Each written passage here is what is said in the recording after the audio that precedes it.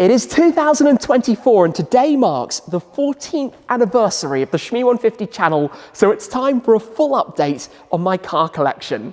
Hi guys, I'm Shmee, hello and welcome back to the channel where over the last year a lot has changed here at the Shmuseum. From cars that have departed, it is time to say goodbye. It is time for the end of the journey with the Senna, to plenty of new arrivals. My Ferrari Purosangue in blue Le Mans. I want to take you through all of the Shmeemobiles, the mileage they've covered on tours over the last year, the costs that have been involved for servicing, maintenance and tax. We're going to start from the car that I've owned the longest, my McLaren 675 LT Spider, all the way through to the very newest addition to the collection, the Ferrari Purosangue.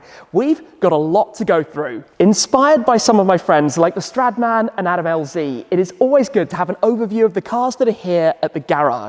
Now, if you're a regular viewer, you'll know quite a lot of them, so I want to touch on the last 12 months, the mileage each has covered, and some of the surprise costs. And off the top of my head, I've had at least 6 punctures in the last year alone, and tyres for cars like these aren't cheap, but we'll get to that. If you're a new viewer, welcome. We've got a lot to go through to introduce you to all of the Shmeemobiles, the cars that are here currently, the cars that have departed in the last year, the cars that are set to arrive in the not too distant future, along with some of my friends' cars that have been stored here at the garage, plus some of our team cars, the long-term loans that we have also. Since last year's big update, there have been some huge changes here at the Shmuseum, most notably the build of what was in the very early stages of the mezzanine and office construction, which is now the grandstand. Downstairs, we've got the Halo Bay ready to burst out onto the racetrack, the lounge alongside, the office spaces upstairs, and also we've introduced Shmoo the cow, the mascot of the Shmuseum, since 12 months ago. But we've got a lot of cars to go through, so let's dive into this, a complete tour of my car collection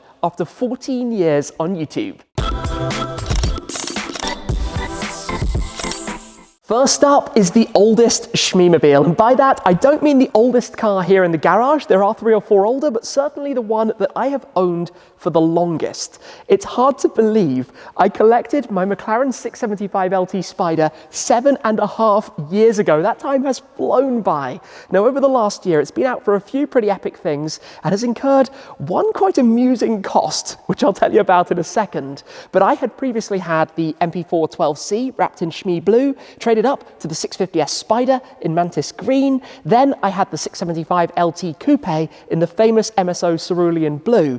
At the time, that was McLaren's first road-going track focus special, which they promised would be coupe only. They introduced the Spider, so I upgraded to this, which is a car that is a complete one-off thanks to the paint color. I formulated with MSO the Orion purple paint, and there was a fun thing we did with this, the dark metallic purple with the bright blue fleck, which links to the cerulean blue of the coupe, but also at the time I had the order for the P15, the Senna, which I planned to do in the same spec, and we'll talk more about that a little bit later. So it's driven a lot of miles. In fact, since delivery, it's done loads of road trips, including Germany to the Nürburgring, driven on the Green Hell. It's been at VMAX on the Autobahn, over 200 miles an hour, epic experience. It's even been all the way to the Bay of Kotor in Montenegro after a road trip we did fuel faction via Slovenia, Croatia, and Bosnia as well.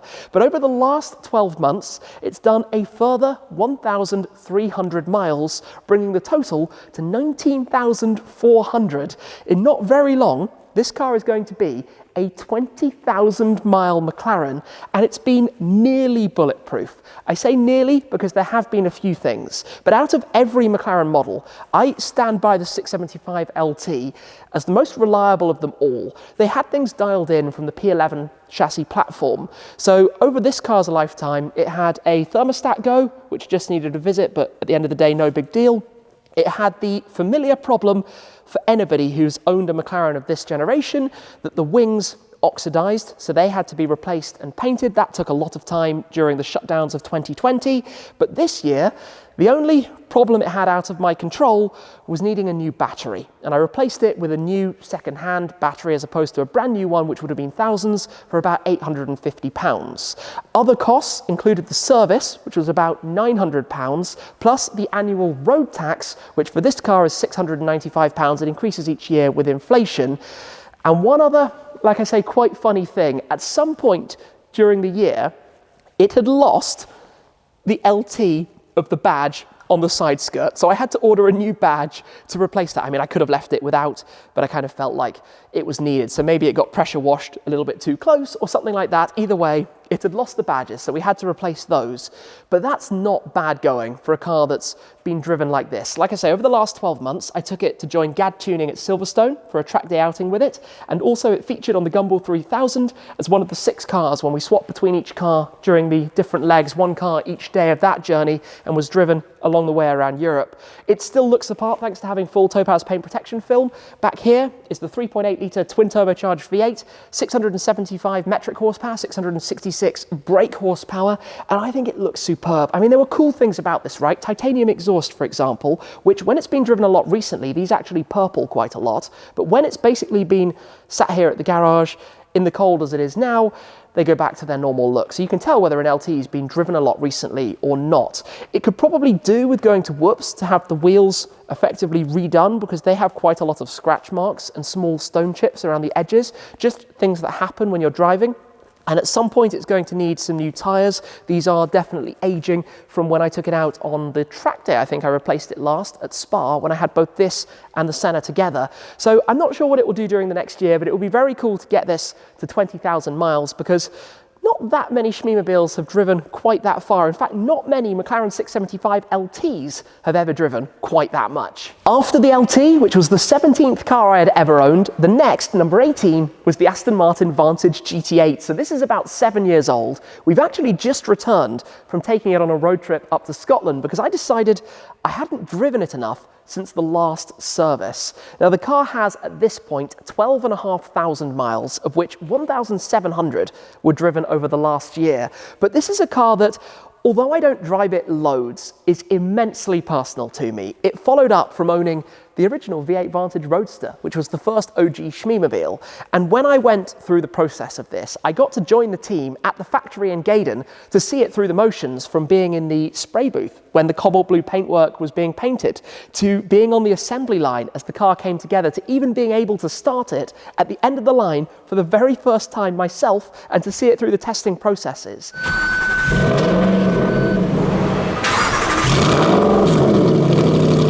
Having signed various parts of the chassis and the seats along the way. So this is a very personal car to me, even in fact one of very few that had the final inspection by the then CEO, Dr. Andy Palmer, as opposed to the regular process, because that was when the DB11 had just been introduced and he was inspecting the first 1,000 cars. So it's a very special machine to me. Like I said, it doesn't cost a huge amount to keep it running, but in the last year I did have to replace, in fact only a couple of weeks ago, the tyres as they were aging. Now it's important with sports cars to look after this kind of thing, because fundamentally they don't do loads of miles, but tyres do have a usable shelf life. If you're talking performance track focused tyres, 7 years and you're kind of at the end of what's realistic with them. So even though they might have tread, they start to lose some of the properties that you actually want them to have. So it needed a new set all around, which is about £1,300. It also needed its annual road tax as well, also £695. The system actually changed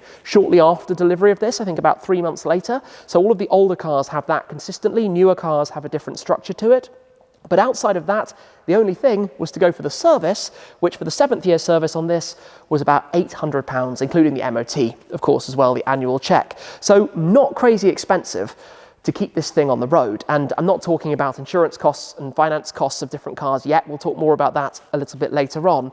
But it's a car that, like I say, means a lot to me. It doesn't need to drive a lot, but I always try to get the cars out for at least 500, if not 1,000 miles a year, even if they've more resigned to the collection, if you could say, rather than being at the forefront. Brand new cars will always do a lot more, but I hold on to something like the LT and the GT8 because they're immensely personal to me. They're very special cars to me. Combine the 4.7 litre V8 with the manual gearbox, with the crazy bodywork. I mean, look at the carbon splitters at the front of this. You can take these off with a few bolts underneath easily enough if you've got problems with speed bumps.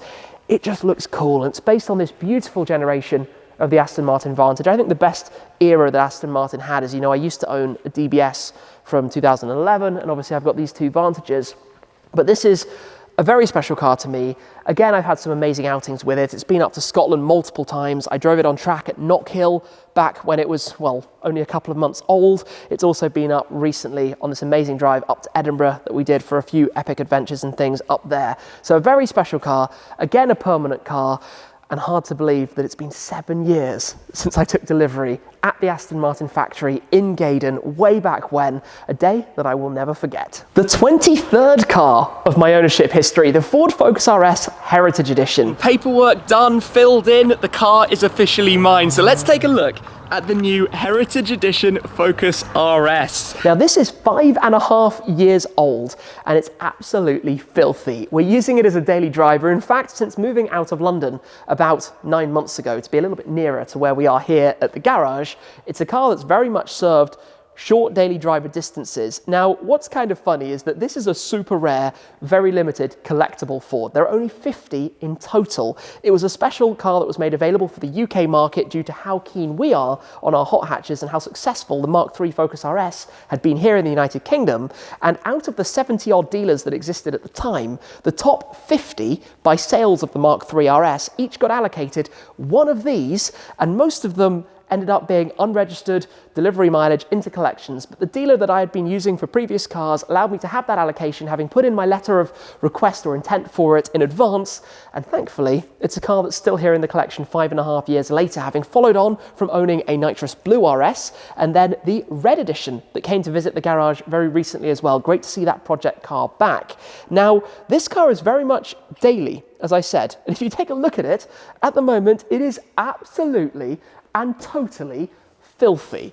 Now, it's not done loads and loads of miles, but it's four-wheel drive, it's a hot hatch, it's great for driving down countryside lanes. And as I took it out recently to explain a little bit more about it, it's a car that is not only very special for what it represents in its history, but also for the Ford collection. And that's why when it arrived back in May 2018, I actually delayed officially collecting it and registering it until a little bit later in the year, as I was super keen to have a 68 plate, which actually begins from the 1st of September of that year. It's a very peculiar process here, knowing that 66 would be on my Ford GT and 67 would be something as well to hold on to for what has now become the GT500. So to tie in with all of that as well, it's now done over the last 12 months a measly 1,900 miles. I know it's not a huge number, but it is a Heritage RS, and our daily drive from home to here is not the longest in the world either. So it's at 9,400. Now, it's not going to be long until we're through the 10,000 mile mark. Not many of the 50 of these have done that. I know of one, potentially two, that have surpassed 10,000 miles, but ultimately most of them are unregistered, have left the country, or have certainly never even really been driven. But I believe cars are for driving, and it's a really good car to drive. And a quick shout out here to the Shmoo the Cow air fresheners, available in the Shmee 150 eBay shop as well, if you'd like to check them out, along with plenty more. A few unique touches about my particular car, which has also been over to the continent. I've had some fun in the snow with it, quite a lot of fun in the snow with it.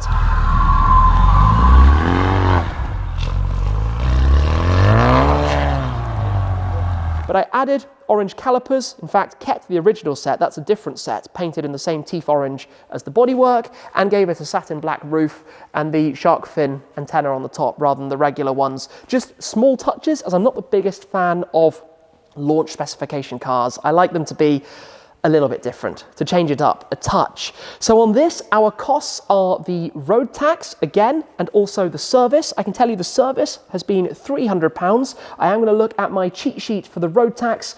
Yes, that is the number I had in my head. I was just doubting myself. £180 on this with the new system. That's basically the flat rate each year going forward. So £180 tax, £300 odd for service, not a whole lot else. The tyres will need changing again soon though. These are reaching the end of their usable life, the ones that it originally came with, so we'll have to be getting those swapped out down the line. But very reliable, nothing has ever gone wrong with it. Nothing at all, ever, which is really quite a convenient thing to be able to say. Long may that continue, because I enjoy driving it, and like I say, it's a very special part of the Ford element of my collection. The next car I bought, which is the fourth longest I've owned a car, the Ford GT. This is now over 5 years old, but I consider it the most iconic Shmeemobile, and it's had a good outing this year. It's done a lot. Now, in its lifetime, I've taken this to so many different places. The tour of the United States, from New York down to Miami, across to Los Angeles, San Francisco, Las Vegas, Chicago, Detroit, to many different locations, but also all around Europe, Sardinia, Italy, Germany, Nürburgring, Autobahn, to lots and lots of different places. And it's such a special car for me, and this year has had a lot of outings, a big road trip, but actually not really incurred any significant cost, which is quite fun. So I've driven it during the last 12 months, 3,600 miles, which for a car like this is a lot. It's a total now of 11,400, and I know for 5 years old of a car, that is not a lot in general, but it is probably one of the highest mileage cars here in Europe. I'm certainly aware of a couple in the United States and Canada that have done more. There was one car auctioned recently with something like 50,000 miles on it, and a friend of mine has one that has quite a significant amount more on it than this as well. But nearly 12,000 miles, best part of 20,000 kilometers, in a car that is so truly special. Now, I was there when Ford introduced the new GT for the first time, January 2015 at NIAS, the Detroit Auto Show out in the United States. And it was that one more thing type moment. We had an inkling something was coming, but there was nothing concrete. It was a skunkworks project to link back 50 years after the famous win at the 24 Hours of Le Mans from 1966, hence why I have the 66 down here on the plate. In fact, all of the cars have a reason for their number plate and the quote that goes from the company founder or somebody connected to that specific project. So from when it was introduced through to then being at Le Mans that summer when they introduced the race car, to then being at Le Mans the next year when they were victorious again in GTE Pro. So when it came to creating my spec, I went with creating my own heritage, a tribute to Alan Mann Racing, who used to race GT40s back in the 60s in red and gold. Now, I went with the modern twist, so a bit like the GT8's blue and orange, familiar from Golf, we have the red and gold. In this case, liquid red, which was an off-the-shelf GT colour. But for the Man Gold stripes, I reached out to the team at Alan Mann Racing, who run the heritage cars, who kindly provided me with some paint to send to the guys at Multimatic, who assemble and build these cars, to be the first new GT that was painted with a bespoke paint colour for the stripe. Now, not only that, there are so many other bespoke details on this. For example, as we come round, the wheels. These BBS wheels, the FIR wheel in the GT fitment, is effectively the same wheel that you find on the race cars, and actually the full set of 4 of these are even lighter than the carbon fibre wheel that you could order for the new GT, and there weren't a whole lot of sets of these available. So again, very special link. If we come through to the inside of the car, it went to Sparco in Italy, who were the OEM supplier of the interior, and although it's a very minor detail, adding the red and gold contrast stitch around the seats and the embroideries, but also taking it to ADP to do the steering wheel stitch and the gold shift paddles, is just like the icing on the cake of making this such a personal and special vehicle, one that it means so much more to me than I could possibly explain fully. So this year also, I should mention, it was wrapped, as we have the artwork up here, in a collaboration project with Wycliffe Galleries and the artist Louette to produce a series of artworks that would be sold with Bonham's auctions to raise money for CALM. So it was displayed at the Goodwood Festival of Speed. I then also took it on a big road trip down all the way through France, down the route Napoleon to Monaco, to then go a massive slog across Spain to Marbella, to the south of Spain, Malaga region, to go and take part in Supercar Owners Circle. Hence why we did quite so many miles with it during that year, but all meanwhile, along the way, enjoying a modification that we made to this during the last year, which was to take it to Quicksilver Exhausts. To take it to Quicksilver Exhausts, who manufactured a Quicksilver Special Projects exhaust out of Inconel, incredibly lightweight compared to the stock system, and sounding amazing as well. And even, and although it's very hard to see, you'll have to take my word for it, on the exhaust itself inside here, it's probably a little bit too dark. The Shmee150 logo, if you look in, especially with bright light on it, is actually there on the exhaust system. So totally bespoke, totally unique. So costs of the car then, from driving it 3,600 miles over this period, well, it is actually overdue the service. The service should have been a couple of weeks ago, but it's about to go somewhere and then come back again. So we're going to leave it until just after that. It will be in the region of £1,000, a touch less than £1,000.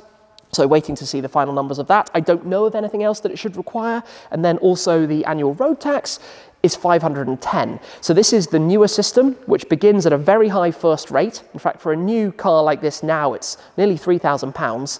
Then it drops down to a lower rate for 5 years. And then after that, it drops down to the £180 that we have on the Focus. So this car's last year of the £510 bracket, I guess, before it will drop down beyond there. So it is the last car that I would ever consider selling. This is the most special car to me in the entirety of the collection, from the memories I already have with it, the fun, the uniqueness of this particular car, and just the history, what it's been involved in, what it is as a car itself to begin with. So that is something you will never see going anywhere. We're in the lounge for the next car, our first car that is no longer here, that was here last year, the McLaren Senna, hence why I'm standing in front of my amalgam 1:8 scale of the Senna, a perfect replica of the former Shmeemobile. Now, I can actually say that it has now sold. It is making its way to a new owner. I owned it for around 5 years from new. I'm very sad to have seen it gone, but needs must. There are new things on the horizon. So over the last year, it didn't do a huge number of miles because it was for sale for a significant chunk of that. So about 100 miles, taking it to a total of 3,900. It's about to be at a service, which will cost in the region of £1,500. It also has the annual road tax, which is £570 for the Senna. Plus, it's getting some new tyres, as the old ones, given how aggressively it's set up, have kind of worn on the inner and outer edges, which for the Senna, as you can probably imagine, given it wears Pirelli Trofeo Rs, are quite expensive. Centre locks, they have to be done right, so it's about £2,000. So not overly expensive to run, considering the actual value of the car. But yeah, sadly, to have seen it depart from the garage. Would love to keep it absolutely forever, but unfortunately, sometimes things have to move on. Had to make a decision, had to say farewell to the McLaren Senna since last year's update. I feel like I'm going from favourites to favourites, but the SLS AMG Black Series, this is now 4 years old. It seems crazy to me that that journey pre the entire global pandemic to go and pick this up in Germany was already 4 years ago. We drove over with the G63 with the trailer to go and collect my SLS. I imported it from Germany, so the whole import process with My Car Import. The new member of the family is home. Of course, all of the other cars currently under their covers, but the SLS Black Series, my dream car, is now one of the Shmeemobiles here with my other cars in the collection. And then I proceeded to make quite a few changes to this. And in the last year, I've not done a lot with it, but I have done tons and tons of miles, considering it's one of only 350 cars. And the first and most substantial change was the colour. Taking it to Chartwell, respraying this from the original Himalaya grey into this Mystic Blue. Now, there was one original factory SLS AMG Black Series in Mystic Blue, and that was a colour that I loved so much, and I had actually considered for my G63. So this was, to me, the idea of avoiding a solar beam one, hoping that that was going to come down the line, and we'll talk about that in a moment, hence going for something different. So we did that whole process. I then took it to Opus in Germany, who did the Rentec R1 package upgrade, so the headers, small power increase. We had a lot of backwards and forwards on that. But over its life, this car, I mean, from the day I took delivery, that first year, I think I did something like 13,000 miles in it. Straight away from about 6.5 on the clock before to not far off what it has now. It's sitting at about 22,500 miles, which is so much for a car like this. But it's to be enjoyed, it's to be driven. You know, I've taken it to the Swatch drive-through in Biel in Switzerland. I've driven it around Italy. I've found myself on some very narrow, difficult to drive through streets in Italy as well, as it happens. It's been, again, 200 miles an hour on the Autobahn, plenty of Nürburgring laps. There's a bit of a theme that goes on with the cars here, and it sounds unbelievable. And I think I'm actually going to step through and get this one started up, because we've got to enjoy some of the cars while we're going around, right? And this is one of the most iconic things, the gull-wing doors. Even if you have two cars parked incredibly closely together, the distance that needs to open, you know, cars are generally curved, right? So it only needs to get past the car about there, makes it super easy to use, and it just looks cool. Having doors that go up like that is just plain cool. So I can sit here on the side, foot on the brake, start it up, take a listen. It's ridiculous. The 6.2 litre V8 in this, that just sounds incredible. Let's pop it open, let it idle just for a second while we come and take a look at this. There's often a lot of confusion about the numbers of these. But look at that, and even actually, as well as having the plaque on the top there, the way it was painted, the way it's done to factory level, you'd never know or realise or question anything else. Full carbon underneath the bonnet. I could take all day standing around looking at this thing. Probably though, given we are indoors, I should shut it off for the moment. But still, it's so cool. It's so cool to drive this massively long bonnet. We did the upgrade to the sound system inside, also installed Android Auto, Apple CarPlay, which makes it way more usable for road trips and things like that. I just think it's one of the best looking cars. It was the SLS-AMG that was special to begin with. I mean, who doesn't remember the clip of it being driven upside down in the tunnel and then Michael Schumacher stepping out? One of the coolest adverts ever if you're a car person. All the way through to then incorporating the success of the SLS-AMG GT3 car into this, in the road car, genuinely limited with only 350 of them in total. And again, a car that I have so many memories with because of the miles, journeys, and the things that I've done with it, which make it even more special.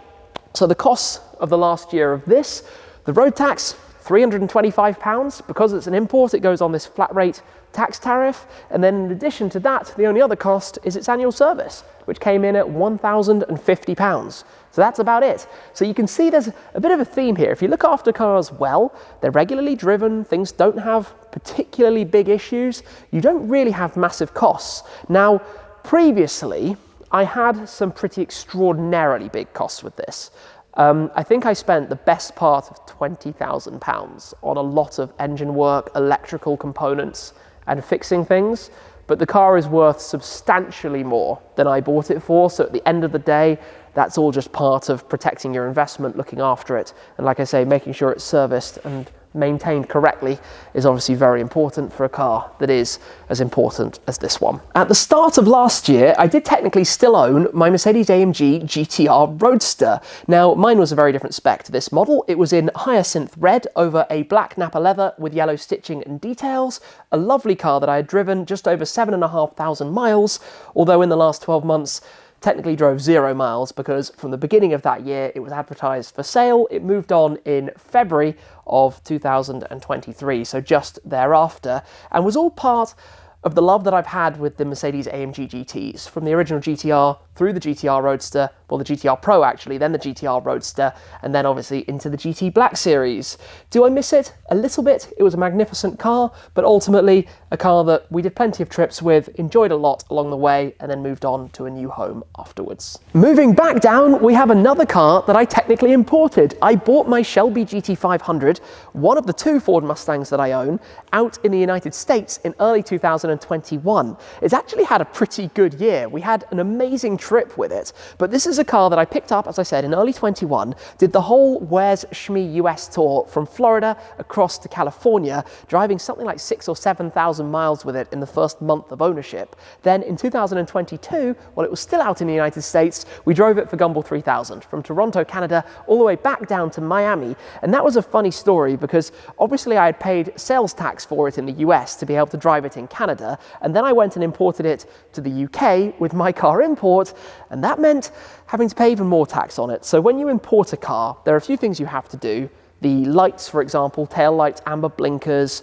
various different things that they run through the process to get it registered. But also you have to pay the shipping, the tax on the shipping, and the tax and duty on the car. So you end up paying a little over 30% of its sales price to actually register it in the United Kingdom, which makes these incredibly rare because not many people would be crazy enough to do it. So this car has had a good outing, as I said, this year. It started the year on, well, around 12,000 miles. It's driven 1,700 more, and it's now on 13,800 miles. We took it on a trip over to Germany, to the Easter weekend at the Nürburgring Nordschleife, drove it on the Green Hell.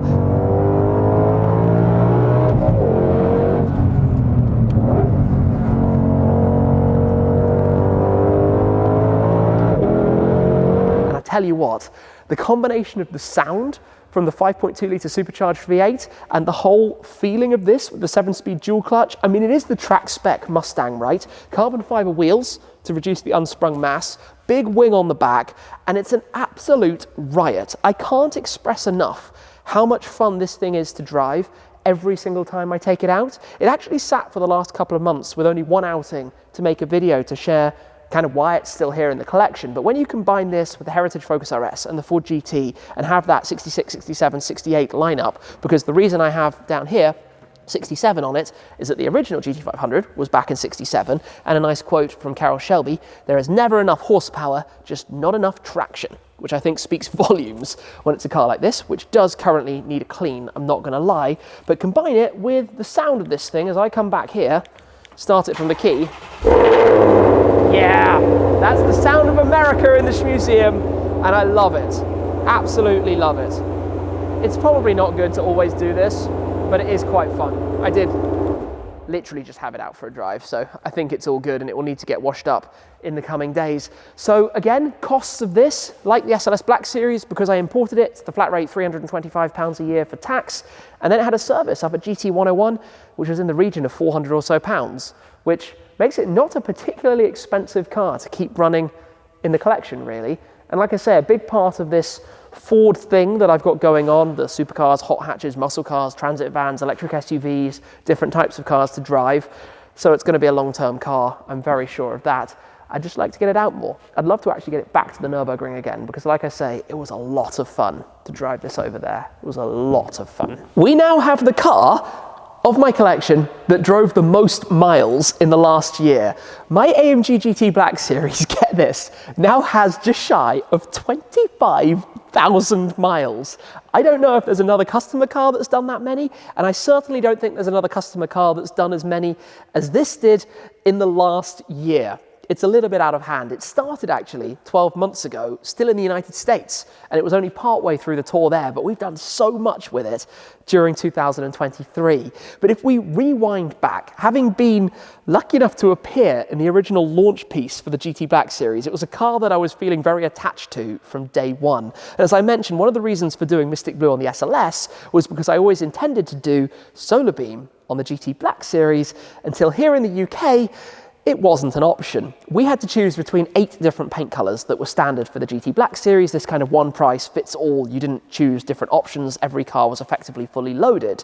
But I had been adamant that I was going with this colour. Let's do this, pull the cover off, what a thing, and look at the size of the wing back here.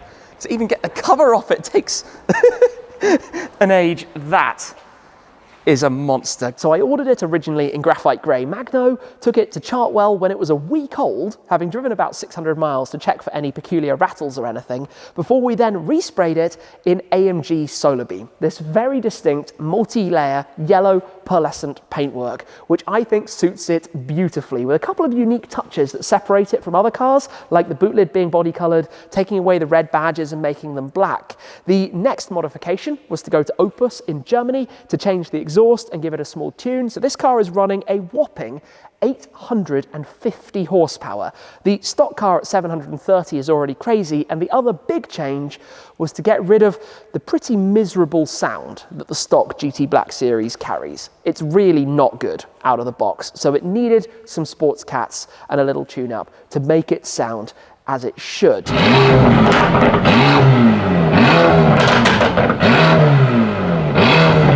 Now, like I said, this year began out in the United States, having had quite the journey already up to that point. I mean, after it was repainted, I'd driven it over to Germany, done some laps of the Nürburgring, the Black Series tour. Then it had gone out to the Middle East, so I had had it out in Dubai and Abu Dhabi before it had then come back home, done some laps of the ring again, and then gone out to the United States for the tour all the way around. And one of the fun things about its trip to Abu Dhabi that I think I've said before, but I'll say again in case I haven't, is down here on the carbon splitter, there's a little kind of 2 centimetre crack here on the carbon fibre that's on this piece. You can actually replace that part alone for around €600. It's not crazy, and it is something I will do eventually. But the reason I have left this is because of the memory of when that happened. It was driving home in the dark from the Abu Dhabi F1 at Yas Marina. Literally after the Grand Prix race, driving home, and unfortunately on the highway, there was a tyre in the lane and the car in front of me swerved super last minute, so I didn't see it with enough time. Anyway, it happens. Luckily, nothing worse happened,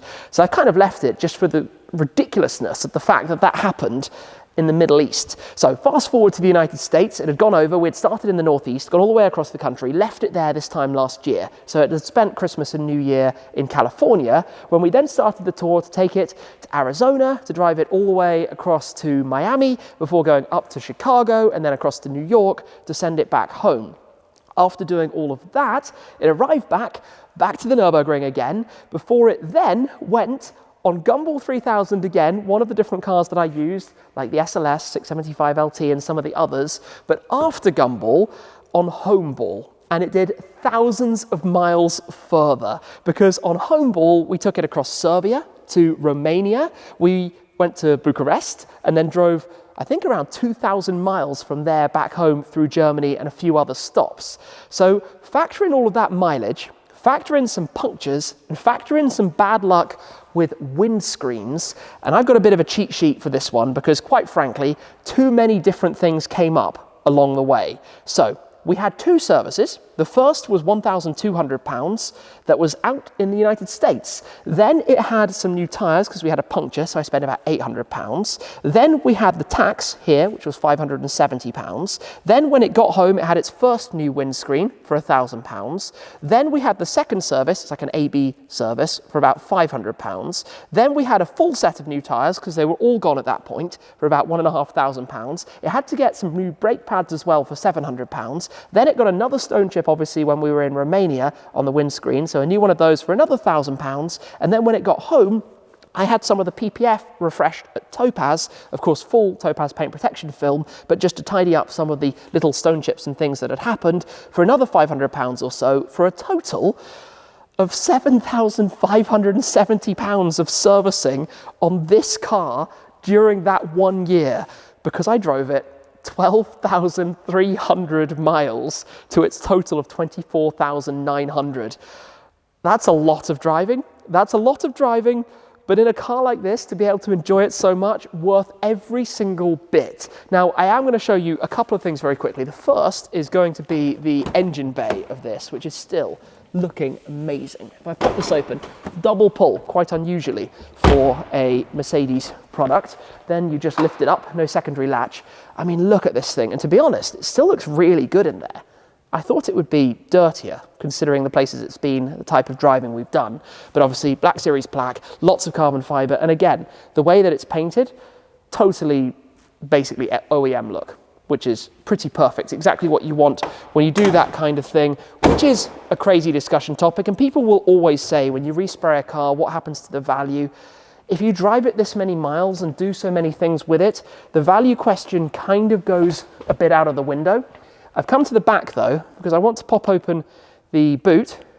There we go. I was a bit worried that wasn't going to happen, because look up here. If you can just about see, that's where we have all of the stickers for the different places, different people I filmed with.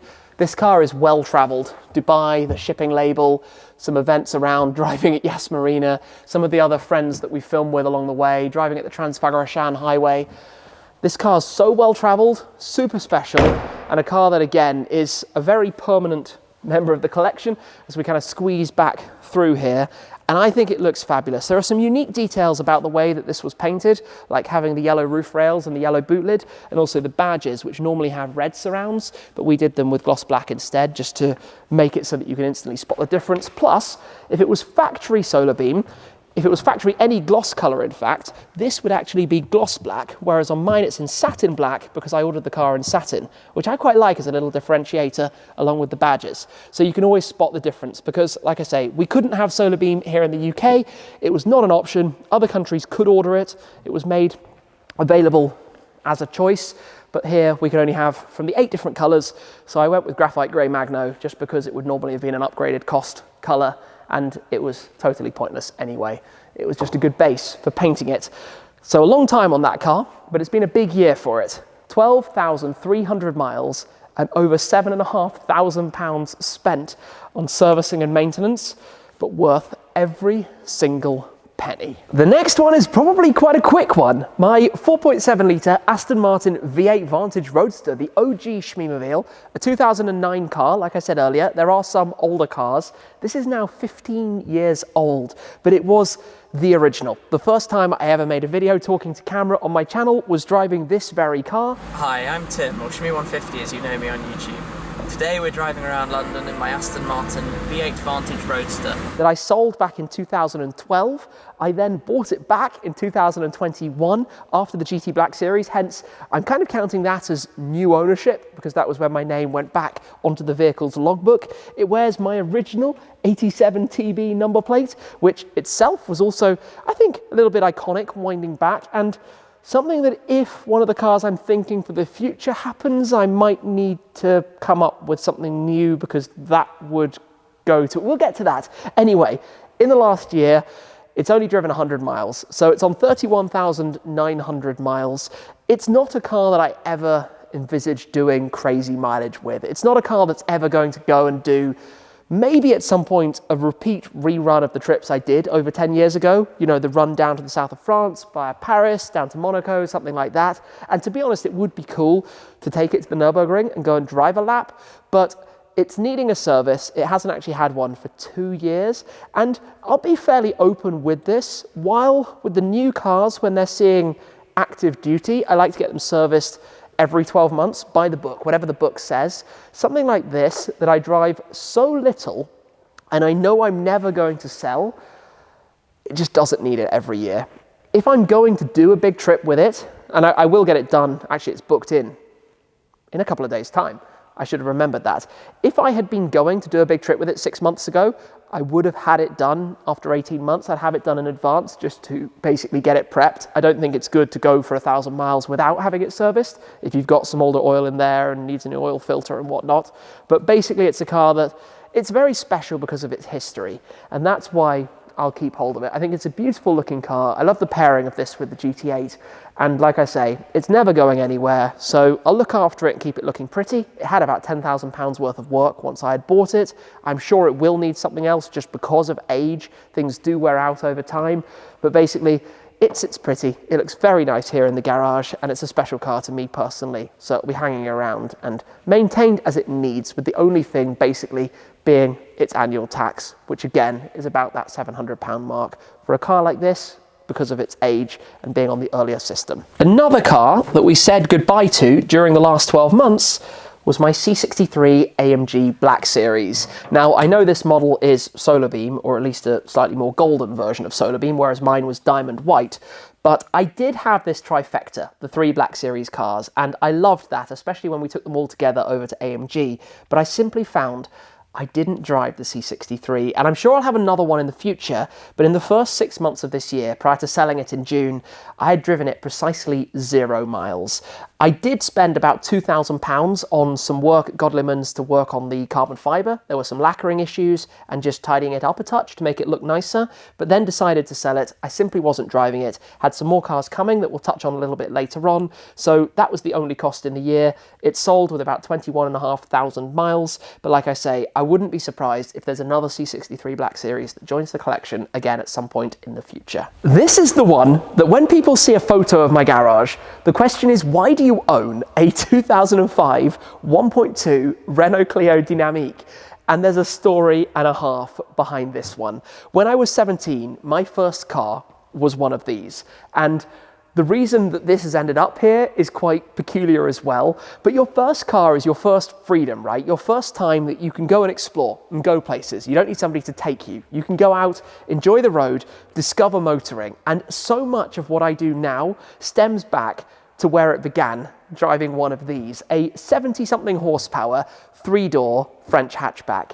And the reason for this car is that in early 2020, we tried to track down my former Clio, and we did actually find it, but unfortunately, obviously 12 or 13 years after I had owned it, it was involved in an accident at literally that time, and the world was shutting down, but insurance wrote it off and it went to a scrapyard, and we couldn't save it in time before it became a cube of metal, but we did track down that cube of metal, bought it, and I do own it, although I've done nothing with it since. So as a tribute, I found this.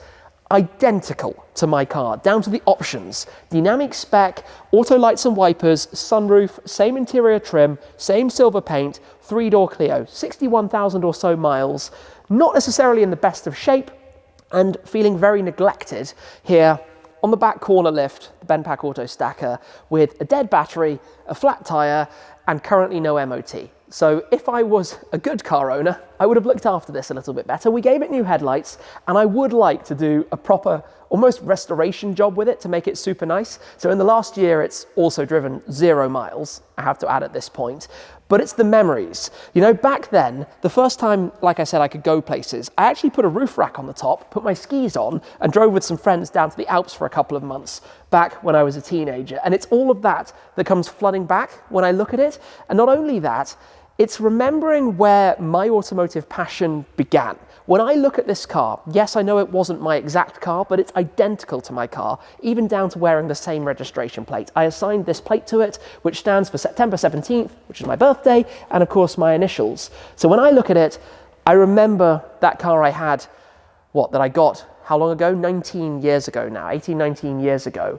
And it reminds me of where all of this began, because if I hadn't owned one of these back then, if I hadn't discovered the open road with one of these, I wouldn't have fallen in love with cars in the way that I have, and everything that's happened since to grow the collection. So it sits back here, up top on the stacker.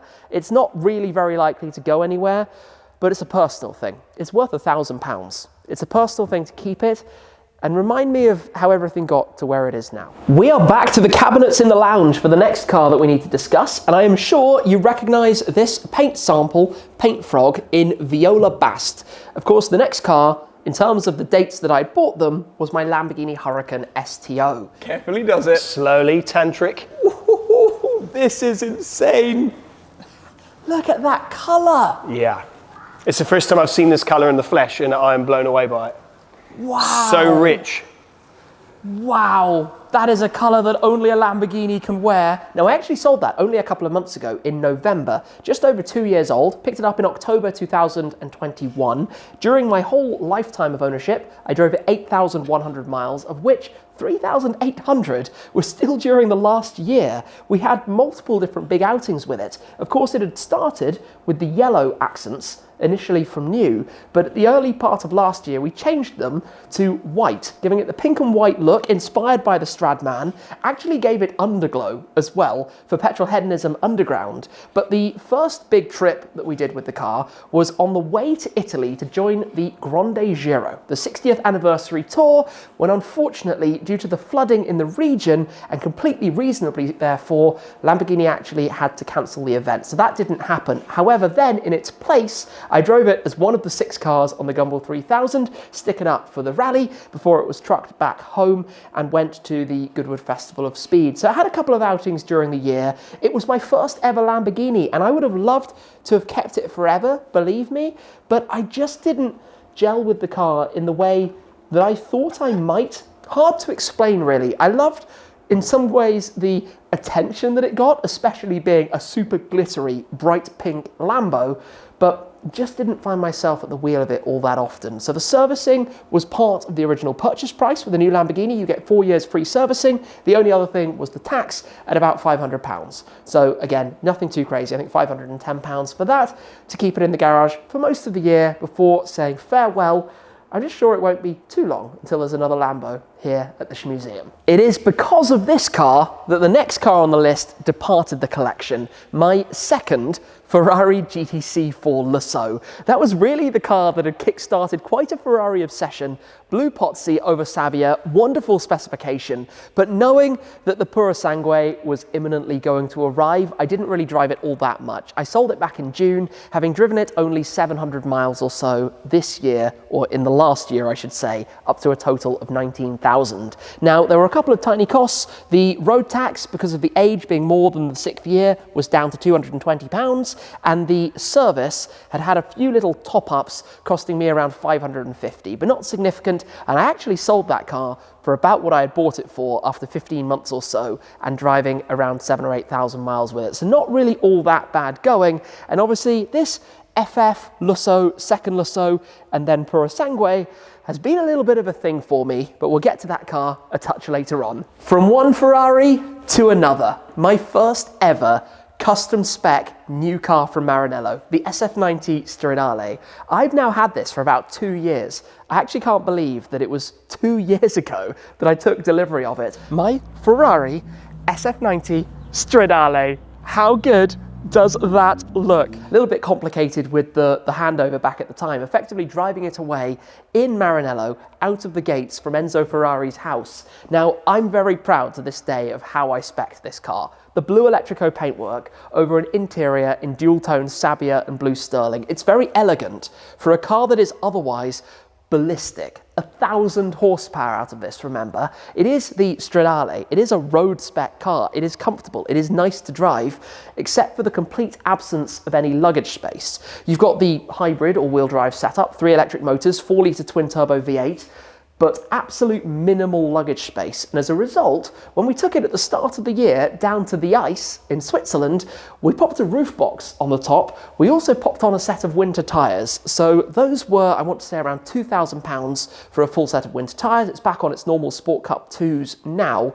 But outside of that, no costs to speak of, aside from road tax. £520 for this, being a fairly new car. It's covered in the last year 4,200 miles, which means it now has a total of 9,000, which must be one of the highest mileage customer SF90s out there, full stop, because it's not a car that's particularly great to use on a daily basis because it's quite long, it's quite valuable, and it doesn't really have any luggage space.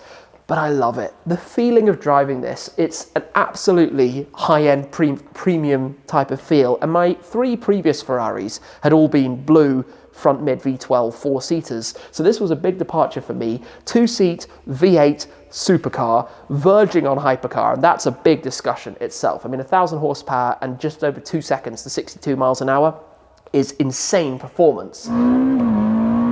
My word. So very minimal by way of costs, because in the first year, it made a few visits back to the dealer. It had a couple of issues. I talked about that at the time. In the second year, absolutely nothing to speak of. It's run flawlessly, every single thing that I've wanted from it. So running brilliantly. There will be the question in the future of what happens next. I mean, obviously, like all Shmeemobiles, it's done a lap of the Nürburgring. It's done multiple trips across Europe. It also, in the last year, did a leg of Gumball 3000 as well. One of the later legs, which was a lot of fun. But as you might know, I do have something else coming that would technically supersede this in the collection. So we'll have to see and make a decision about that. At the time, it's actually still got the Swiss vignette in the windscreen, which is now expired because that's from last year. So I need to take that off it at some point soon. But back on the Cup 2s, winter tyres at the side. It's actually the same winter tyre size for this and the 296, which we'll talk about in a moment. So that's an interesting question as to what we could do with that. So already building up the memories from where it started through to where we are now. Lots of fun miles, and thankfully very minimal cost, aside from what I know is going to be an absolutely catastrophic depreciation of value when the time comes to sell it. But that's one we'll talk about another day. We had one Clio earlier, but now we have the ultimate in Renault Clios, the Renault Sport Clio V6 Phase 2. I've owned this car for about 1.5 years, and it was heavily inspired by the fact that my first car was a Clio of this generation. This is a 2004 car that when I bought it was an absolute state.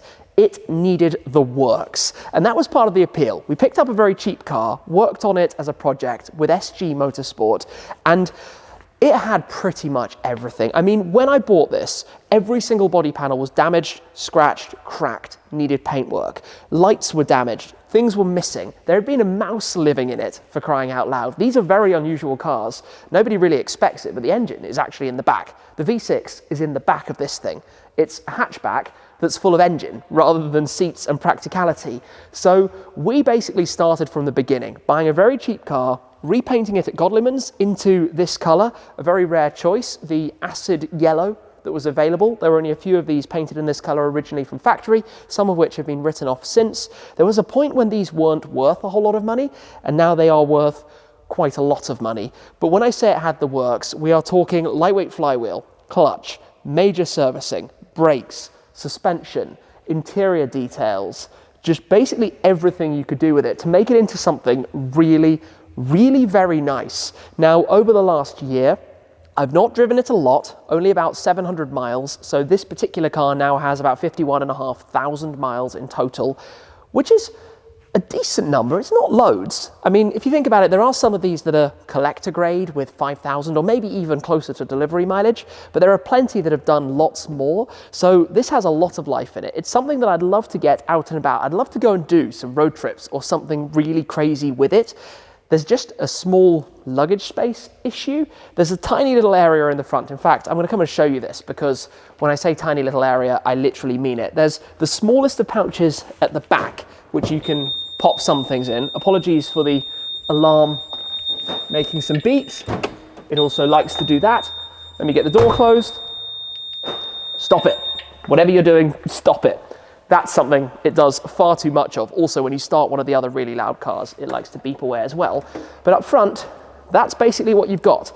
And it has a tendency to fill with water. So yeah, good luck on any kind of serious road trip adventure with this. Not going to be a big option. I should probably get it serviced because since we did the major works, as I said, kind of a year ago, it hasn't really had one. But I think aside from that, the only other thing that it's had along the way is tax, which for this is £395. So that's the oldest car that I own, now at 20 years old. It's kind of amazing. I still think it's amazing because when I was younger, obviously, this was the thing I idolized. When I had my one of those back then, the original 1.2s, this was obviously the flagship, the kind of halo product that made it quite so exciting along the way. So it would be fun to do a little bit more with this. Like I say, it's a very fun car that I kind of use a little bit for the daily commute, but preferably when it's dry, not winter weather, because you don't have much by way of aids and they are notorious for kicking out and putting you in a ditch. And we don't want that, especially after the amount of work that it had to make it so nice in the first place. There are two Shmeemobiles that are currently absent. One we shall get to in a moment in America that I actually pre-filmed. So apologies for the confusion. If I'm about to tell you it's the only one that's away, because also my Zenvo TSR-S, arguably the biggest, craziest of all of the cars in the collection, is actually currently at the factory in Præstø in Denmark. It's over there for its annual service. Because it did so much in the last year, I decided that over winter, when I wasn't going to do anything with it here, it made sense to have it back there for a full nut and bolt check, a full service, and a couple of things that I'd like them to do with it. So hopefully at some point I will be able to go over there, and give you a full update on it. However, rewind back, I took delivery of that car about a year and a half ago. End of summer 2022, first thing we did was straight away Supercar Owners Circle in Croatia, the most amazing event, chasing loads of hypercars, literally while doing my running in mileage. But over the last year, it's had a lot of outings. If we wind back to spring, after collecting it at the beginning of the year, we took it again out to the continent to go to Car Freitag, the Easter weekend with the GT500 and with the Emira. From there, it actually went back for a service and check over because we did quite a bit of driving around in the area before coming back over for Gumball 3000 to take part for the first leg from Edinburgh to London. And driving a Zenvo on Gumball was the most ridiculous thing ever. It was chaos, it was carnage, but it was mega exciting. Then we got it ready for Goodwood. In advance of it going to the United States, we flew it over to America. It was a little bit delayed, it was a little bit chaotic. It would have been much easier to take one this scale, which there are a few of still available from Zenvo, by the way, in their own shop, in the exact same specification as my actual car, the Lila Perlamore with the lime grant accents and details around it and the exposed purple carbon fiber. So it went over to America for Car Week, for Monterey Car Week. That was literally a dream. To be there with the team when they presented Aurora to the world was just out of this world. It was so cool to see the excitement behind the brand, to meet customers of Aurora, to be there and discover the car more myself as well, and to do some miles in the TSR-S, which was, or is effectively the ultimate version of the previous generation Zenvo model. You know, the centripetal rear wing that goes from side to side, just crazy design and crazy looks and appearance. After Car Week, Went back out again for SEMA when I took the car up to visit the Stradman after we'd been in Las Vegas and driven up and down the strip and had all sorts of fun. We then drove to Utah to go to James's garage with it, and congratulations to him on the new arrival, his 2013 Koenigsegg Agera HH. Small little secret, this car and his car might have been together there, which is kind of fun to think about from the past. But then what happened next? It came back and it's gone straight to Denmark. It made sense, certainly from an insurance and logistics point of view, just to send it straight from America to the factory. So this year, or in the last 12 months, it's driven 3,000 miles, total of 3,800 miles on the car now, which, sure, for something even like a 296 is no big deal. That's just easy peasy, off you go. But for a car of this value and rarity, is a lot. And to be working with the factory and, you know, feeding back to them my experiences and what I find, like any software things or anything like that, it's such a cool connection with the brand, and I love it. I really love that experience. It's a lot of fun. The only cost that I've had, or the cost that I will have, which I haven't dealt with yet, is that the front right has a slow puncture. There is definitely a puncture on the front right tyre. That's another one. So we've had, I don't even know how many. And the other thing is tax, road tax, £295 again, because it's a vehicle that I imported to drive here. So I'm sorry that I'm just standing here holding the exact match model of my car, but fun memories with the TSR-S and plenty more still to come with it too. We are going yellow, the 50th car of my life, my Lotus Emira first edition. We've had a few different Lotuses here at the Shmuseum, but this is the first of mine, which I have now owned for a touch over a year. I picked it up a few days before Christmas in 2022, so it had a couple of hundred miles on it when we went into the last 12 months. It now has 3,100, 2,600 of them have been within that last period. But this is literally my go-to daily. I've not driven it as much in the last few months as I thought I might, fundamentally because of being away a lot, and I'll come to that in a moment. But if I'm just driving from here to somewhere not particularly exciting and I want a bit of fun out of that journey, it's either the Clio, the 1M, the Focus RS, or, to be honest, my go-to is the Lotus Emira. So it now has a total of 3,100 miles, 2,600 of that was in the last year, and apart from the last 100 miles, they were all in the first half of this year, because over those last few months, it was Monterey Car Week, it was the big tour with the Dark Horse in America, it's been pretty much go, go, go with new cars, the Dark Horse, the 296 GTS, the Purosangue. But it did start the year with a proper outing. We took it with the GT500 and with the Zenvo over to the Nürburgring for Easter weekend, did the first laps with this.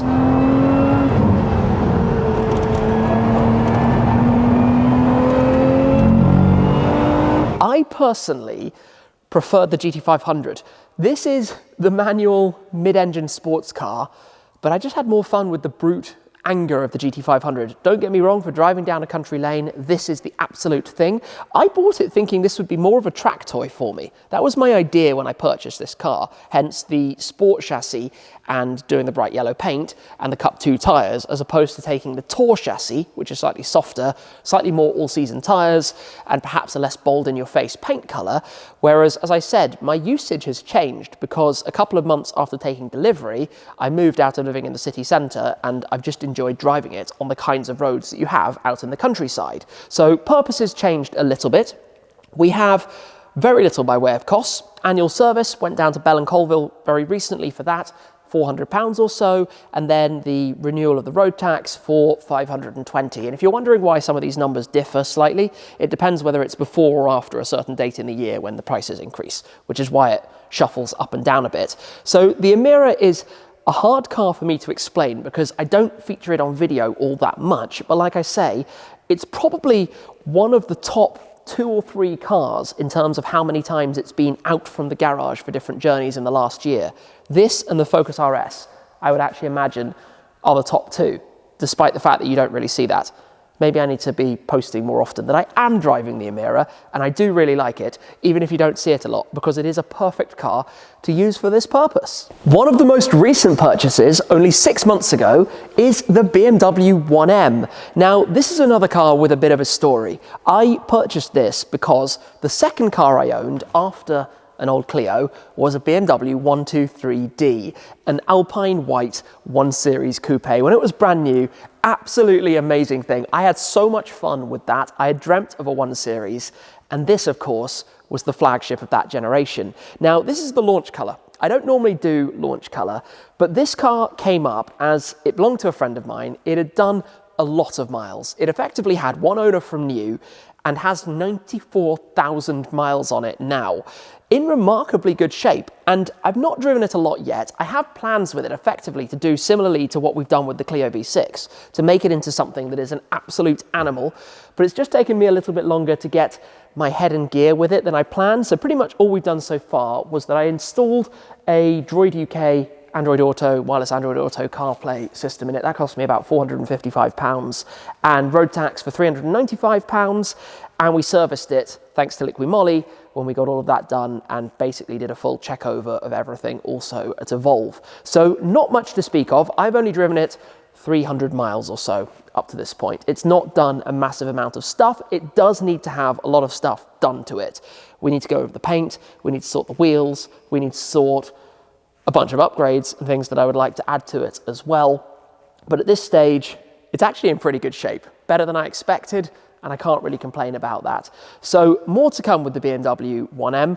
It just, I suppose, timing-wise, probably wasn't the best to buy it and then be out of the country for most of the rest of the year. So maybe in 2024, there's going to be more to do with this as we go forwards from here. Back to the world of cars from Maranello, the 296 GTS. And this is a slightly odd one because, truthfully, I've not done a lot with it yet. I didn't really have any plans, and there are reasons for that, because when I originally ordered this car, the expectation was that it would arrive in spring 2024. It shouldn't be here yet, and it did turn up at the end of summer last year. So as you can imagine, with the different trips and things, I tend to know like 6 months ahead what's going to go where. We plan these things out, and of course things change. Stuff either breaks or new cars come, or there are spontaneous decisions to take something else.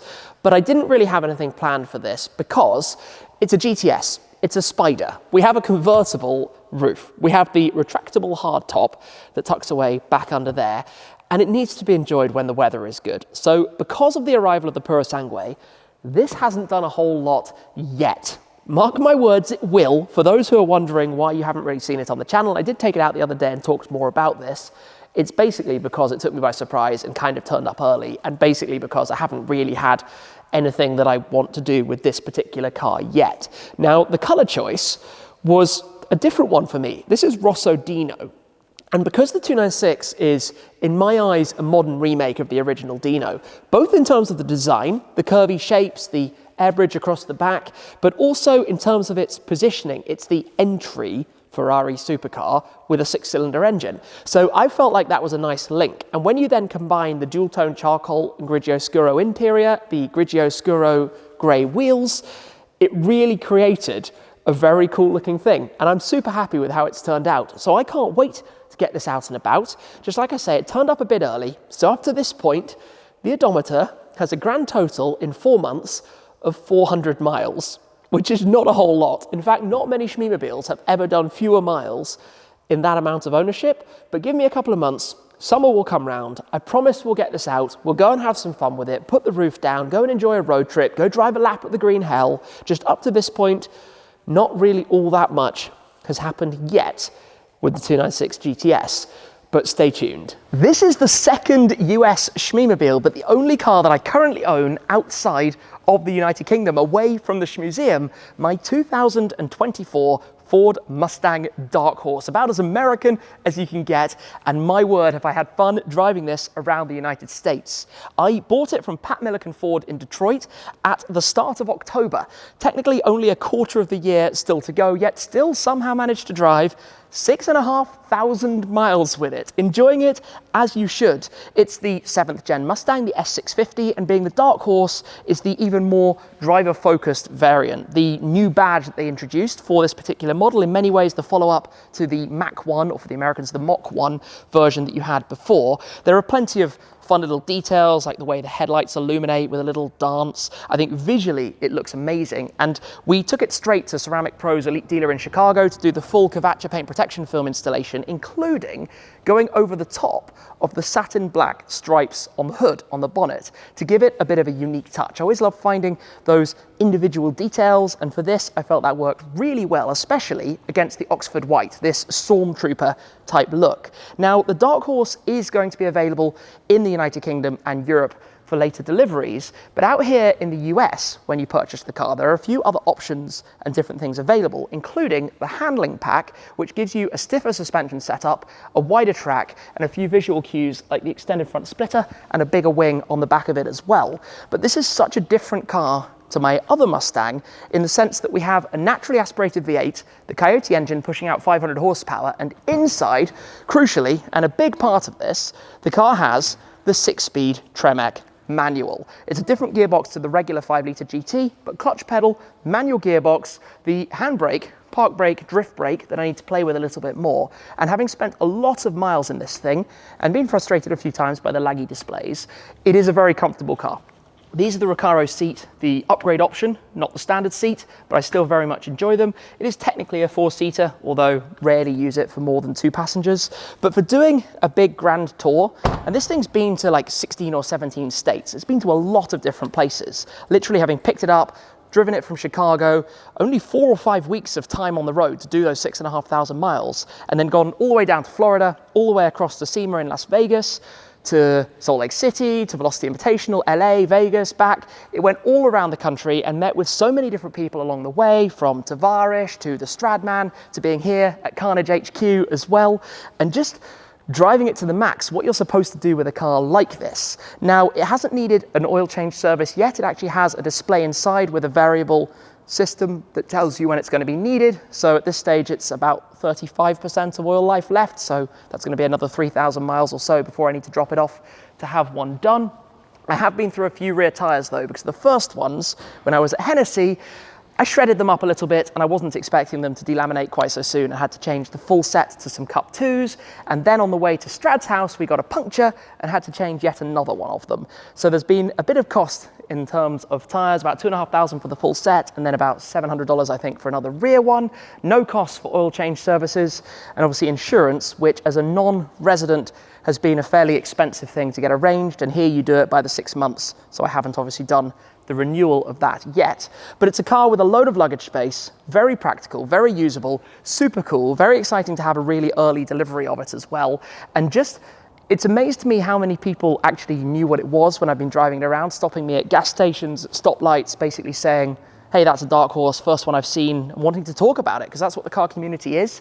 Naturally aspirated V8, manual gearbox, so different to the GT500's dual clutch with a supercharged V8. The Coyote engine sounds amazing. Can't quite believe that the stock sound of this is somehow allowed, but I'm not complaining about it. Just, I do wish that the manual had the ability, like the auto, to start it and rev it from the key. But alas, you need to have the 10-speed auto option if you want to be able to do that. The manual can't. I guess in case it's in gear, and maybe the software could work that out, but for whatever reason, it's not an option, it's not available. And again, obviously you also get the different light sequences and things going on with the tail lamps, which just have a different shape to them from the previous gen car, the S550.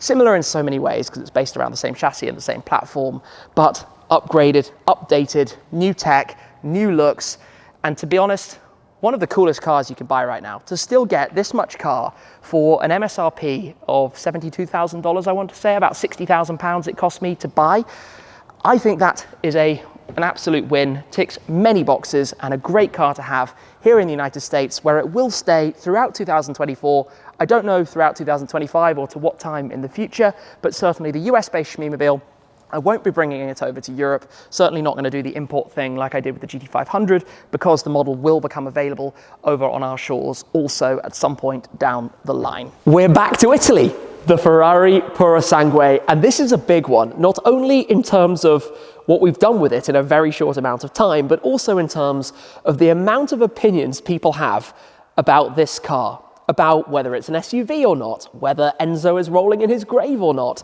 And that's not really what this video is about. This is an update on the car as I've used it, and I spec'd this very much as a tribute to my original FF. The paint color is Blue Le Mans, which I was surprised people didn't like as much as I thought perhaps they might, maybe down to the lighting as we pulled the cover back and you kind of had this bright backlighting and couldn't really take in the depth of this heritage paint, but combined it with the full silver wheels. And this is probably another thing, because full silver wheels, when you're talking 22-inch up front and 23-inch at the back, are big old wheels. And I know the red caliper discussion was also a talking point, but I wanted to do that to link back to my original car. All of the carbon fiber, just with a very different interior in Koyo and blue sterling. First time I've done a tan leather, I think, probably in any car that I've owned. But for these 2 months, it's driven a lot. 3,300 miles on this thing, which is probably one of the highest mileage Purosangues out there, certainly here in the United Kingdom, including a set of winter tyres, because we took it straight away on the Puro tour around Europe, where pretty much everything got cancelled and went wrong. But that's a different topic. We had an engine warning light that popped up, turned out to be no big deal, just a sensor, which I still actually need to go and drop it off to get resolved. We did have a tyre go, thanks to a nail, somewhere in Belgium. That ended up costing, it was about 1,250 euros, yeah, gulp, for a single rear tyre, 23-inch winter tyre on it. So that was no fun. That's about £1,100. And then in addition to that, went and got another flat tyre on the opposite side, down in the south of France, in Monaco. It was amazing having this in Monaco, down there with all of the yachts. That tyre, we just got plugged, so no great cost to it, but frustrating nonetheless. So up to this point, very high mileage for the age. I've kind of decided to just let it sit for a little bit, just chill. We need to clean up some of the paint issues. You might remember I actually drove over some paint with it somewhere, no idea where, which had kind of sprayed up all over the sides. So we cleaned up a lot of that, but there is still stuff on like the suspension arms, so we're gonna get that properly done, maybe dry ice clean, something like that. But all in all, having a V12 back in the garage, having a car that is as enjoyable and wonderful to drive as this. And I guess few people can have as many miles under their belt in Purosangues as I do already. It really is in a league of its own. This isn't something you can compare to an Urus or a DBX or even a Cullinan. It's a Ferrari that drives like an 812 Superfast, the 6.5 litre V12 combined with the 8-speed DCT dual clutch gearbox is amazing. Again, we've got another vignette from Austria that I need to take off. And something actually quite funny, I think I can tell you this. I actually got a phone call, as you do when you buy these cars, from the support people just asking for your first impressions and how it's the dealer and all of that stuff. So I'm going through the questionnaire on the phone, right, having taken delivery in late November, only a few days ago, 6 weeks later, and they're like, we're calling to ask you about your Purosangue, how is it, blah, blah, blah, and I give my answers. And then they ask me for the mileage, and they ask for it in kilometers, and I'm like, it's 3,300 miles, so 5 and a bit thousand kilometers. And the lady on the phone, and I knew it was Ferrari because I had seen the Italian dial code. She's like, oh, this is only for first impressions of your car. This is clearly not, it's not a brand new car. And I'm like, well, it is. I collected it 6 weeks ago. And it literally broke the system. It broke Ferrari's system. So I was completely bamboozled. I think she was completely bamboozled as well. She was asking me like, but how can you have only had it for 6 weeks? And I was like, I just jumped in it and drove it to Maranello and back. So I did tell HRO and Ferrari in Mayfair where I bought the car, because I know these systems sometimes feed back and the dealer might get a strike against them because I didn't give them feedback or something. And I was like, no, that's not the reason. I just drove too much. And the Ferrari computers ended up saying no. But anyway, I've enjoyed it an awful lot. It's already amazing. And that is the most recent addition to the collection. I think we need to talk for a moment though about this. And even though it's not a car with an engine, it's not something we're about to be able to go and drive, unfortunately, it does take up the parking space of a car. So I need to factor it into account when I'm working out what's going to go where. And to be honest, I generally just write it in the list anyway, because it actually has quite some value to it as well. This is my 1997 Williams FW19 show car. Now, 97 was the last year that Williams won the Formula One World Championship with Jacques Villeneuve. When I got this about 2 years ago, it was basically a case of not really knowing the details other than it was something that had been converted into a racing simulator. We have had it completely redone since, because once we started peeling back the wrap that it had and figuring things out, we worked out it was actually really quite special. So what we have here is the tub of Showcar Chassis 1 from that year. So this was taken to various different events. Over the following years, it picked up the later narrow body suspension. We have the Michelin wheels and tyres set up from about 4 or 5 years later. So it's a bit of a Frankenstein monster culmination of parts that were put together. But once we figured all of this out, we then started the restoration work. So it went up to TDF over the last year or two to have all of the suspension and arms tidied, to have the actual steering reconnected because that was disconnected for the sim, and then it went to Godliman's to have all of the bodywork painted before Dub Customs did the livery to match it to be period correct, to be as it was driven by Jacques Villeneuve in that year.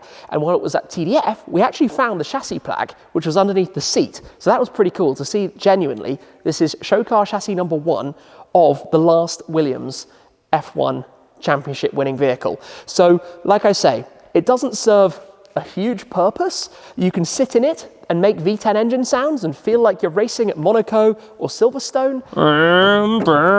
I've thought about hanging it from the roof or on the walls or something like that, but ultimately I prefer to be able to have that experience of pop the steering wheel off, step in and feel, or just take a photo for visitors, that kind of thing, rather than popping it up on the wall, as fun as that would be. Maybe when I run out of space in the future, that's something I should be considering. But for now, I think it looks insane. It's really cool, and I love having it. I feel like every proper man cave needs a Formula car of some description on display. Moving to visiting cars or guest cars, and over the years we've had quite a few different things stop by here at the Shmuseum, and this time last year there were actually a fair few around, including on the end Autostacker, the pair of Lotus Elises belonging to my friend First and Final, and we might see more of those in the future. We also had, as we still do, Max's Jag. And this is a really iconic car. Max Cooper, the founder of Gumball 3000, this is his personal XJ220S. Now, a year and a half ago, when he was looking for somewhere to store it for a couple of weeks, he reached out and I was like, of course I want to have that car there. How cool is this thing? And I have no problems with the fact that it's still here because it's a legend of the Gumball 3000 world. Back maybe 20 years ago when I was a fan of the rally with no idea that I might go on to drive it 9 times and counting at the moment, this was something I absolutely idolized. Of course, it's wearing the livery from the most recent rally, Edinburgh down to Montenegro, this Gumball 3000 racing team, but the XJ220S is even more special than an XJ220. There are only 9 of them in total, 6 original cars, and then 3 that were converted, also back in the 90s, so not like a recent conversion, but lighter bodywork, no pop-up headlights, fixed wing at the back, and even more power, nearly 700 horsepower. It sits on the Kuberth tyre cushions because we kind of just leave it here. It doesn't move around as often as my own cars. You know, it's not mine to just take out all the time as I do with my cars. But Max drove it for the first leg of this year's Gumball from Edinburgh down to London. And to be honest, I have no problems with it sitting here because I think it's a super cool thing to look at. A lot of my friends who come over always love to check it out as well. If we take a look further back here, if I come round the F1 car, we also have, as I think we did last year too, the TVR T350 from my friends at Dub Customs.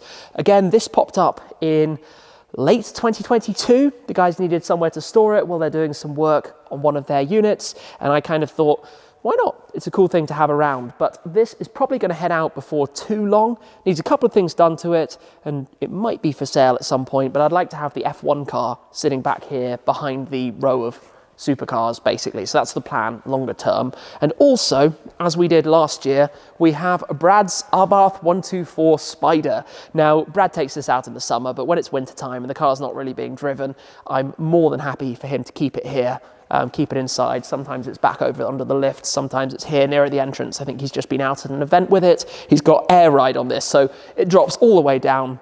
But fun little thing. I remember going to the original press drive back when this was introduced. But also during this year, we had for a while Jordan from Team Skookum's Ferrari 812 Superfast in the most magnificent green paint. Looked amazing when that car was here and certainly fit the bill as we were preparing for Gumball 3000 ourselves, having it here liveried up, stickered up and ready for the rally ahead.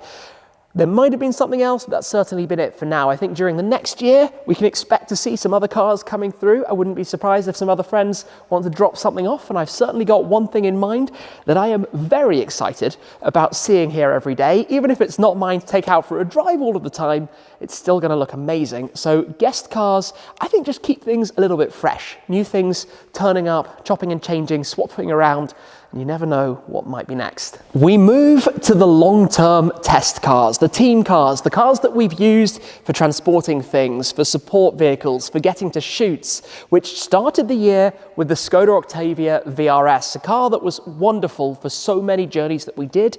That car did around 16,000 miles before it left the garage in August.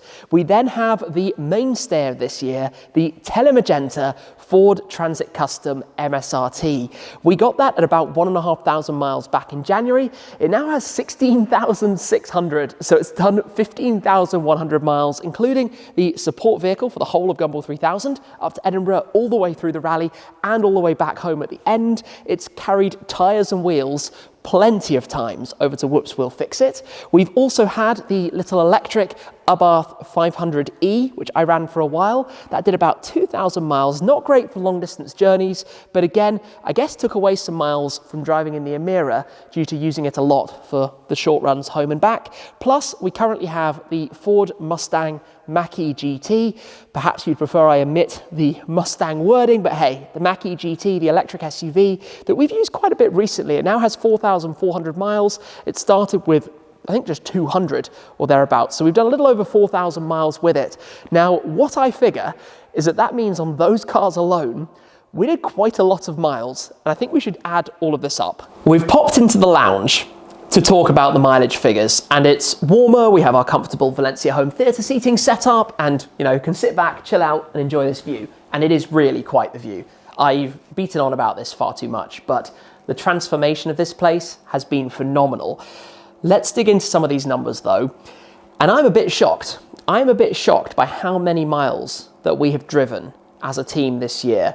If we just start with the long-term test cars, the third-party cars that we've been running, the total mileage is 37,800 miles. Now, of course, around 10 to 12,000 of that is me. A bunch of that is the driving that we've done with two cars together when the MSRT has been chasing the Gumball 3000 car, for example. And of course, the other guys have used the cars for errands and different things on top of what I've done. But when I combine that with the mileage of all of those cars and the ones that have been and gone and the ones that have sold during the year, it's a big number. On the Shmeemobiles alone, everything out there, I've driven in the last 12 months 48,900 miles. Combine that with what I've done in the loaner cars, it's a total of something like 60 to 65,000 miles I've driven in the last 12 months. And that is a bigger number than I expected. Of course, this also includes when, for example, we've taken multiple cars on a road trip together, when we've taken the Emira and the GT500 over to the Nürburgring, and I've had a friend driving the other car, but that's been less in the last year than it normally is. The GT Black Series Tour was a lot of this, the Dark Horse Tour was a lot of this, the Purosangue Tour, the SF90 Tour, even the GT8 up to Scotland. There have been so many different things over the last year that have really and truly added up this number. So I'm a little bit almost taken aback that it's, 49,000 miles in my cars plus 38,000 miles in the other cars, which is literally 87,000 miles on cars that we've had here at the Shmuseum. That is a lot of time on the road, and no surprise why I feel like I'm spending my entire life at the petrol station. And to be honest, part of that is because I've stopped flying as much as I used to. I've stopped flying as much, spent a lot more time doing long slogs in a car somewhere. I really quite enjoy just being on the road, the long cruise, driving coast to coast across the United States, and some of the things that are lined up for the future as well. But like I say, just a little bit surprised by quite how much that is, and the fact that I personally drive, or obviously passenger, but majority driving, over 60,000 miles a year, about 100,000 kilometers in just the last 12 months. Future cars, and there isn't too much I can tell you. There are a couple of things I've announced. I've recently been teasing, and I apologize for this, but I don't really have anything concrete that I can show you about it right now. But we are soon to be welcoming the imminent arrival of the biggest Shmeemobile yet. And that's probably the only clue I'm going to be able to give you for right now because, one, I don't know when, and two, it isn't entirely confirmed. So you'll have to bear with me on this one. What I have told you about is the Ferrari Roma Spider. I think that'll probably be around Q3, the start of the second half of the year, maybe. I need to actually lock in the spec. I haven't done that yet. I've got some ideas, and I will be sharing that soon. Then the SF90XX. Stradale, my first limited series Ferrari. A recent announcement when I went down to Maranello, to the atelier, to take a look, to pull the covers back, and to get very excited for what we're going to be doing with that. And I've been discussing a lot of spec renders following on from that day. I just don't know exactly yet what it's going to be. I think that car might arrive towards the end of the year, maybe Q4, maybe into 2025, we'll see. Again, at this stage, I don't know. So that's 3 things that are on the horizon. You can bet there are going to be more. Probably more by the way of projects, things like the Clio V6 and the 1M. I've got a few cars in mind that having a garage with a bit of space tends to lead to getting carried away, but some things that I'd be able to have and be able to store and not feel like I have to pay for a storage spot. That was one of the problems I always had before having my own space, was that any new car ultimately has to go somewhere. Those will be spontaneous purchases, or like the 1M, if the right car comes up, then it'll be time to jump in on it. There may or may not be other new cars that I haven't necessarily confirmed, but I can't jump the gun by too much, because if I tell you something's coming and then it doesn't, it's all a little bit weird and strange. So anything that might have been mentioned in the past that I haven't followed up on probably means that's not happening. So off the top of my head, TVR Griffith, I don't think that's happening at all. I don't think they're making a single one. I would love it to happen. I've maintained that all the way through, but at the moment, they've not been able to secure the factory, and it's already been like 6 years, something like that, so I wouldn't put my money on it. Then next up after that, the Morgan Super 3. I haven't confirmed my order for the Super 3. I have said that a couple of times on the channel before. I still think it would be very fun. I just don't see now what I'd actually do with it, and that's the problem. I know I'm going to take a car with a roof and some luggage space on a road trip. I know I'm going to take a track car out for track days, but I don't know what I'll do with a Super 3. So I had a lot of fun driving it, loved the car, just never went ahead and locked in the order. So I think from this point forwards, don't expect a Super 3. If anybody asks in the future, I'll link you back to right here so that you can see the answer, unless I tell you otherwise at some future date. Outside of that, I think that's pretty much all I can tell you about future cars for the time being. I talk a lot about my number plates, or license plates for the Americans out there. I own quite a lot of these, as you can tell from how many are on the wall. These are actually the plates of former cars that I've owned, because when you sell the car here, you can keep the plate on it. It's not like in Germany or the United States where it's a government issued tag and they're very hard to replace. Here it's a very different system. I try and come up with a number that makes sense on that car. And I have a lot of these plates. And yes, I know there are some that I don't have, but I'm also not going to be paying more than the DVLA sell them for here in the United Kingdom. So I've got the ones I've got, and that's kind of it. In the case of the SF90, this is basically the weakest of all of them. I'm not going to lie. I didn't really have anything to go for other than it launched as a model year 2020 car, and it has 2 different powertrains, electric and the combustion engine. It's a stretch, I know, but if you can dream it, you can do it, from Mr. Enzo Ferrari. As we come round, the 675 LT has SH15 MEE. 15 is probably the original Shmee plate, Shmee 150 after all. And down here a quote, "Life is measured in achievement, not in years alone," from Mr. Bruce McLaren, which I've actually had on all of the McLarens from day one. When it comes to the GT Black Series, we have SH61. Again, a little bit of a stretch, but I did have 60 on the C63 Black Series, 62 on the SLS, and 63 on the G63, so that kind of made sense. We still have 62 on the SLS Black Series, which stands for the 6.2 litre naturally aspirated V8, linking to the engine. I try and do that wherever I can. Of course, over here, 67 for the original 1967 GT500. Up top, the Vantage has the OG 87 TB, of course, year of birth and initials, and the fact that that plate is completely symmetrical. I mean, the 7 and the T are ever so slightly off, but I think it looks really cool when you look at it, especially like mathematically, just really nice. On the GT8, SH16 MEE, because in 2016, the year the car was introduced, it was the winner of the World Endurance Championship, the WEC, the Aston Martin Vantage GT8, and a quote here from Andy Palmer, the then CEO, "Road cars are our business, but racing is the beating heart of Aston Martin," which I think was very suitable. The Emira has the 13, which stood for the Type 131, the code name of the Lotus Emira when it was going into production. I still need to change those plates over. I do have one with a quote from Colin Chapman, "Simplify and add lightness," the most famous quote, but I don't have it on the car yet. And I need to get to that. Up above, we have the 1M, something different on there, but there's a story here. L6 NKN. This is a brilliant, brilliant, brilliant car, and that's all I've really got to say from Jeremy Clarkson. The reason for the plate, L6 is the engine designation, or an I6, but you can't have I6 on a number plate here, so line 6 as it would be in America. NKN is actually completely random, but it's the same 3-letter random designation that I had on my original 1 Series, so it tied through really nicely. Same over here with the Clio, obviously, as I mentioned, the plate I had back at the time, but on the V6, we've got, like the 1 Series, the engine designation, and FTA are the 3 letters that were designated to my original Clio 1.2. So carrying that through, on this one, you start with a practical, sensible family hatchback, then fill it full of engine, another Clarkson quote, which just seems suitable. Coming over this way, next up here, we've got the Purosangue 65. Guess why? 6.5 litre V12. On this, I don't yet have the quotes either, but I do have one about engines from Enzo Ferrari. We've got the 296, which is 60 because of the link to the 60s Dino. It feels like a 60s car. It's that shape. Obviously, technology-wise, it's vastly superior. Did I put the plates on? Yes, I did here. You cannot describe passion, you can only live it. Enzo Ferrari, that felt quite suitable for this also. Just feels quite at home on the car. Ford GT, as I mentioned earlier, has the 66, and a quote, of course, from Henry Ford. If I had asked people what they wanted, they would have said faster horses, which seems very suitable for a car like the GT. Over here, we also have the plate on the Focus RS. I'm trying to remember the quote on this. It gets too complicated. I've got so many of these planned. If you think you can do a thing or you think you can't do a thing, you're right.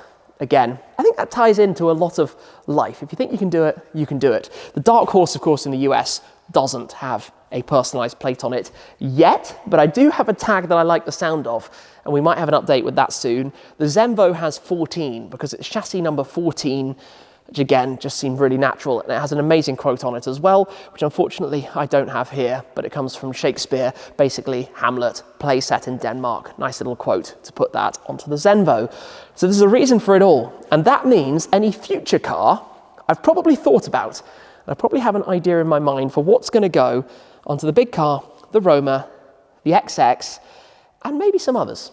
Maybe they're already things I've thought about a little bit. We arrive at the end of the full tour of my car collection. It has now been 14 full years of the Shmee150 channel on YouTube, and on average, more than a video a day, over 5,000 YouTube videos. On this channel, 1.1 billion views, over 2 billion views in total, including the other pages. And I can't thank you guys enough for your support. Without you, and I know this is cliche to say, this wouldn't be possible. It was my dream to one day be able to buy a supercar. It was a dream to be able to spec a brand new Ferrari. It's a dream to be able to take a car like the Zenvo and take it around the world, but it's even more of a dream to be able to share those experiences through these videos. To have a location like this is a pinch point every single day, to have somewhere to store the cars and the memorabilia, but being able to share everything about these is even cooler than that, and I thank you so much for being part of it all. I know it's cliche, I know everyone says it,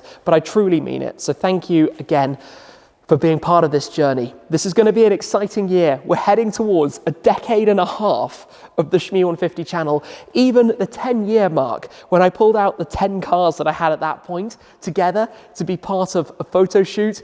That was quite a long time ago now, 4 years already, and it was long before anything like this space was coming together. But we're going to go on from here. Even more things to plan here at the Shmuseum. Maybe you've seen the latest update running through everything that we did this year with the garage. But when it comes to cars, the next 12 months with the road trips and things I've got planned, they're only getting crazier and crazier than ever before. I can't wait to get the Zenvo back here, to be back out as well with the Dark Horse very soon. But again, thank you everyone for being part of this unbelievable journey. If you had told me 14 years and a day ago what might happen if I would upload my first video to the internet and suggested this, I think I would have just laughed. I don't think anybody could have imagined that that's the way these things could go. And I try my hardest to endlessly produce the best content possible, to share something interesting on every platform, every day. And I appreciate that you guys take the time to watch it. So that's it for now. Thank you very much for watching. I hope you've enjoyed this full update, and stay tuned for a very exciting year ahead. Thanks for watching, and I'll see you soon. Cheers.